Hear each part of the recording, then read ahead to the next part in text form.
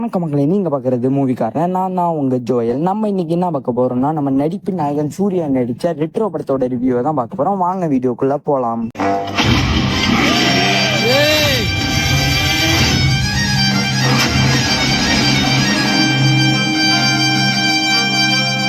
இந்த படம் வந்து ரெட்ரோவா இல்ல இந்த படம் சூர்யாவுக்கு இன்ட்ரோவானே தெரியல. ஏன்னா அந்த அளவுக்கு நம்ம கார்த்திக் சுப்ராஜ் வந்து நம்ம சூர்யா வந்து செதுக்கியிருக்காரு.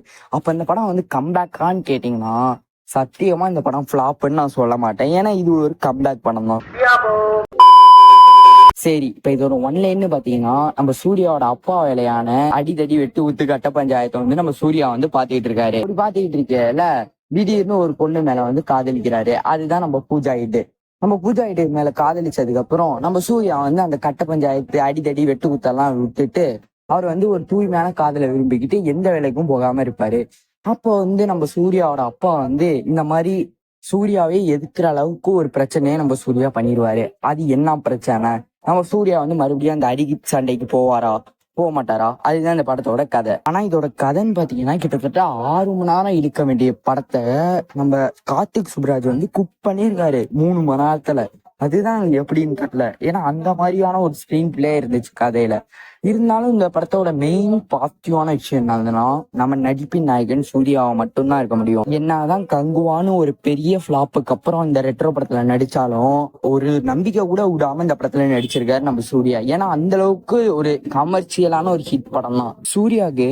ஆனா கங்குவால இது வந்து ஒர்க் அவுட் ஆகுனாலும் ரெட்ரோல வந்து இது வந்து ஒர்க் ஆயிருக்கு. அதுதான் அந்த காமெடி சீனு. ஏன்னாதுன்னா நம்ம கங்குவால வந்து எவ்வளவுதான் நம்ம ரெடின் கிங்ஸ்லயும் நம்ம யோகி பாபுவும் காமெடி பண்ணலானோ அந்த அளவுக்கு நம்ம சிரிச்சிருக்க மாட்டோம். பட் இதுல நம்ம வந்து கலக்கிருப்பாரு. அவரு சொன்ன எல்லா ஜோக்குமே இந்த படத்துல வந்து ஒர்க் அவுட் ஆயிருந்துச்சு. குறிப்பா கடைசி சீன்ல வந்து கண் கலங்குற அளவுக்கு நம்மள சிரிக்க வச்சிருப்பாரு நம்ம ஜெயராம். சரிடா, பாசிட்டிவாவே சொல்லிட்டு இருக்கியே, நெகட்டிவ் எதுவும் இல்லையான்னு கேட்டீங்கன்னா ஒரே ஒரு நெகட்டிவ் தான் அந்த படத்துல இருக்கு. இதுதான் இந்த படத்தோட ஹேட்டர்ஸ். இந்த படத்தோட ஹேட்டர்ஸ்ன்னு இல்ல, சூர்யாவோட ஹேட்டர்ஸ்ன்னு சொல்லலாம். அவங்களுக்கு மட்டும்தான் இந்த படம் வந்து பிடிக்காம லாக் ஆகுற மாதிரி இருக்கும்.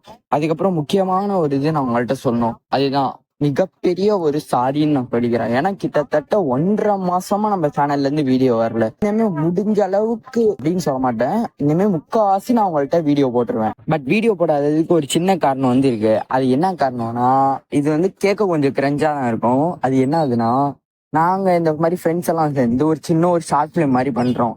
அதாவது அது வந்து என்ன அதுக்கு பேஸ் பண்ணினா ஒரு ஹாரர் ஃபிலிம் மாதிரி இருக்கும். அதோட டீசரை வந்து நாங்க இப்பதான் ரெடி பண்ணோம். அதோட டீசரோட இது வந்து எனக்கு மேல ரிலேட் பண்ணிருக்கேன், போய் பாத்துங்க. அந்த டீசருக்கு வந்து பெருசா எங்களுக்கு வந்து ஒரு பெருசா சப்போர்ட் கிடைக்கல. முடிஞ்ச அளவுக்கு இந்த வீடியோ பாக்குறவங்க மட்டும் கொஞ்சம் அதை கிளிக் பண்ணி பாத்துட்டு வந்துருங்க. அதுக்கப்புறம் இந்த படம் நடக்கையில நாங்க நிறைய அலப்பறைஸ் எல்லாம் பண்ணியிருப்போம். அதாவது ஷூட்டிங் எடுக்கையில நிறைய கிரஞ்சுத்தனமெல்லாம் பண்ணியிருப்போம். அதோட வீடியோ வந்து நான் கடைசியில போட்டிருக்கேன், போய் பாருங்க.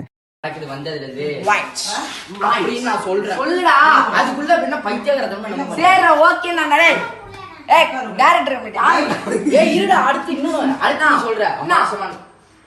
என்னன்னு சொல்றா, அவன் கொஞ்சம் கடுப்பேத்துறான். என்னமோ சவுண்டு கேக்குதுன்னு சொன்னோன்னே சரி நானே மறந்துட்டேன் இரு அப்படி.